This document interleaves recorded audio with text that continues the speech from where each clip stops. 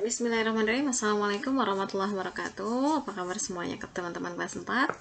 Ya, salam kenal dari Miss Dewi. Insya Allah kita semua dalam keadaan sehat walafiat ya. Kemudian Miss di sini akan mengajar untuk pelajaran tematik dengan muatan pembelajaran IPA. Ya, jadi nanti untuk khusus pembelajaran IPA akan belajar bersama nanti dengan Miss Dewi ya. Untuk materi kelas 4 kita saat ini yang pertama kita akan bahas tentang sumber dan sifat-sifat bunyi. Ada yang sudah tahu bunyi itu apa?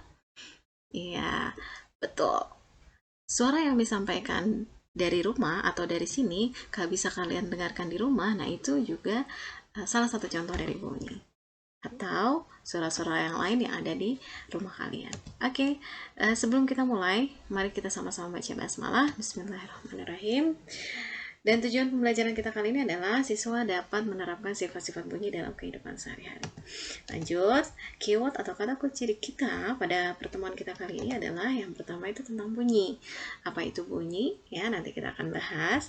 Kemudian getaran, selanjutnya sumber-sumber bunyi, dan juga sifat bunyi.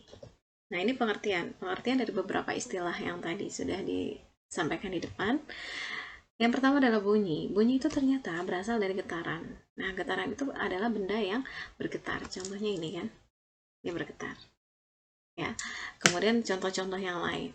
Apabila getaran itu dilakukan, maka akan menghasilkan bunyi yang bisa kita dengar, yang bisa kita serap melalui indera pendengaran kita. Lanjut, getaran tersebut adalah apabila benda itu bergetar, maka akan mengakibatkan udara di sekitarnya bergetar. Dan udara yang di sekitarnya bergetar itu yang bisa kita terima melalui indera pendengaran kita, yaitu telinga. Ya, kemudian gelombang bunyi. Gelombang bunyi di sini adalah gelombang mekanik yang dapat merambat melalui medium. Ya, medium itu apa? Itu adalah zat perantara. Ya, atau melalui apa bunyi itu bisa merambat. Nah, selanjutnya sumber bunyi. Apa sih sumber bunyi? Sumber bunyi itu adalah semua benda atau alat yang dapat menghasilkan bunyi. Tuh, nah coba kita dengarkan dulu ini kira-kira suara apa? Ya, terdengar sampai ke rumah kalian kan? Iya, oke.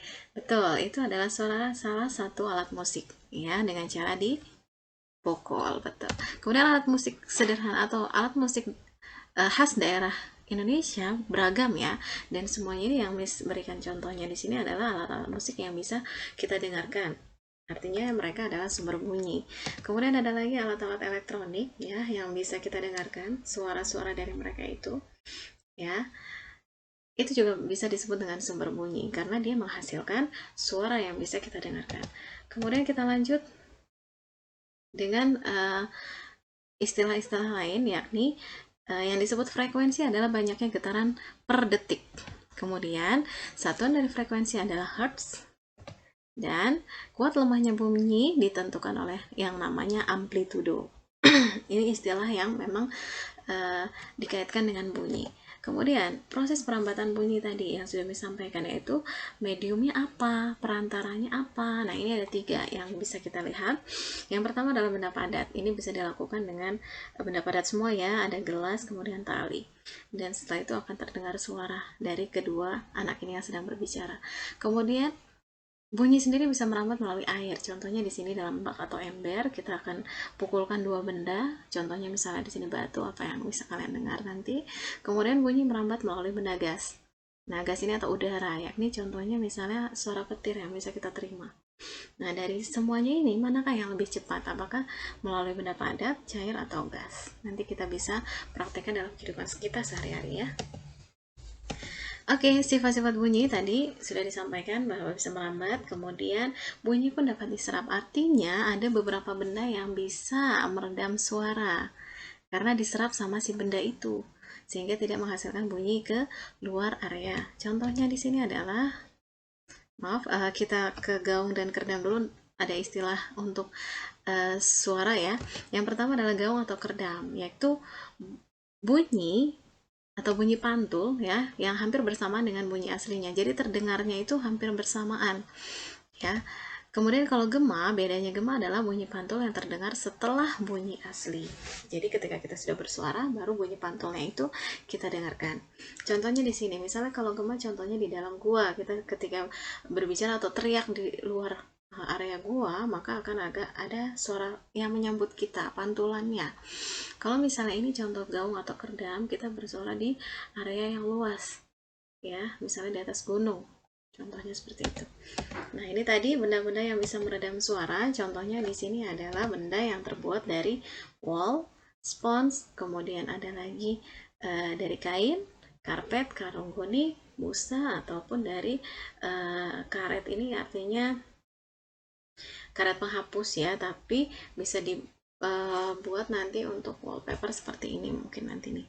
Nah, kalau ini biasanya kita lihat atau kita gunakan ya, kalau kalian dulu waktu sebelum pandemi ini ke bioskop, nah itu di bioskop itu dindingnya biasanya wallpapernya dilapisi dengan benda peredam suara, sehingga suara sekeras apapun di dalam studio maka tidak akan terdengar ke luar studio, seperti itu.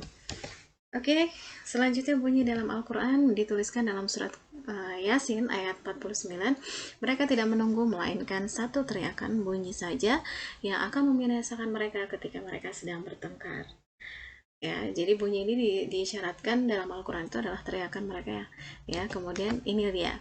Dan tiuplah sangkakala. Ternyata bunyi yang diceritakan dalam Al-Quran ini adalah tiupan sangkakala, pertanda adanya hari kiamat. Quran surat Az-Zumar ayat 68.